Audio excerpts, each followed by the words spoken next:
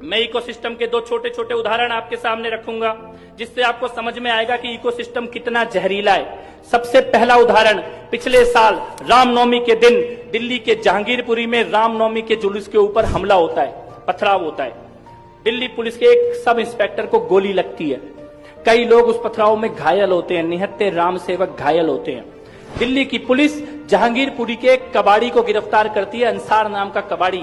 शाम को 8 बजे दिल्ली की पुलिस उसको गिरफ्तार करती है। महेंद्र जी, सुबह 9 बजे देश की सबसे बड़ी अदालत में, सुप्रीम कोर्ट में, देश के सबसे बड़े बड़े 5 वकील जहांगीरपुरी के कबाड़ी के लिए जाके खड़े होते हैं। शेम से भी ज्यादा भयानक बात यह है, जो उस वक्त हमने सोची कि ये जहांगीरपुरी का कबाड़ी अंसार, पत्थर चलाने वाला, इसके पास इतने बड़े बड़े वकील कहां से आ गए।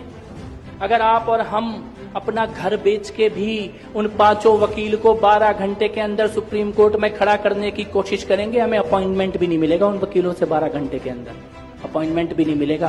पैसा तो होगा ही नहीं, पैसा आ भी गया कहीं से घर बार बेच के, तब भी अपॉइंटमेंट भी नहीं मिलेगा। लेकिन जहांगीरपुरी के कबाड़ी के लिए देश के 5 सबसे बड़े वकील 12 घंटे के अंदर देश की सबसे बड़ी अदालत में खड़े थे। तब हमने ये सोचा कि ये कैसे संभव है, कैसे, कौन है वो लोग जो अंसार को इतने बड़े बड़े वकील दे रहे हैं। तो एक नाम सामने आया, जमीयत उलेमाए हिंद। जमीयत उलेमाए हिंद ने जहांगीरपुरी के अंसार के लिए देश के सबसे बड़े बड़े वकील खड़े कर दिए थे। तो हमने सोचा कि जमीयत उलेमाए हिंद क्या है, इसके बारे में जानने की कोशिश की जाए।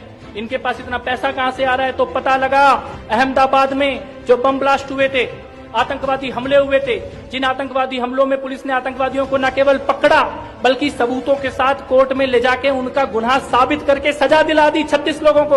उन 36 के 36 लोगों का सजा याफ्ता कन्विक्टेड टेररिस्ट आतंकवादियों का केस लड़ने का काम अगर कोई कर रहा है तो जमीयत उलेमाए हिंद कर रही है। यानी जो संस्था आतंकवादियों का केस ऑन रिकॉर्ड लड़ रही है, वो इस संस्था जहांगीरपुरी के कबाड़ी अंसार का केस लड़ रही है। ये इकोसिस्टम है और उसके पास पैसा कहां से आता है।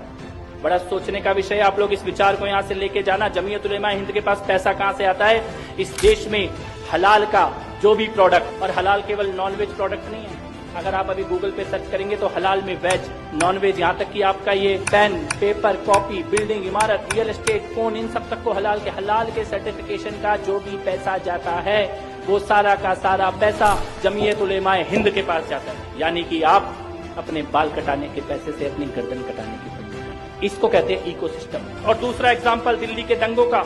दिल्ली के दंगों में शाहरुख पठान की फोटो आप सबने देखी होगी, जो बंदूक लेके पुलिस वाले के माथे पे बंदूक लगा के खड़ा था। शाहरुख पठान, दुनिया के पास उसकी फोटो थी, उसका वीडियो था, उसका नाम था। लेकिन रात को 9 बजे प्राइम टाइम पे रवीश कुमार आता है, शाहरुख पठान की फोटो दिखाता है, उसका वीडियो दिखाता है और उसका नाम अनुराग मिश्रा बताता है। जब दिल्ली चल रही थी तब इतना बड़ा झूठ रात को प्राइम टाइम पे टीवी पे बोला जा रहा था। इसको कहते हैं इकोसिस्टम।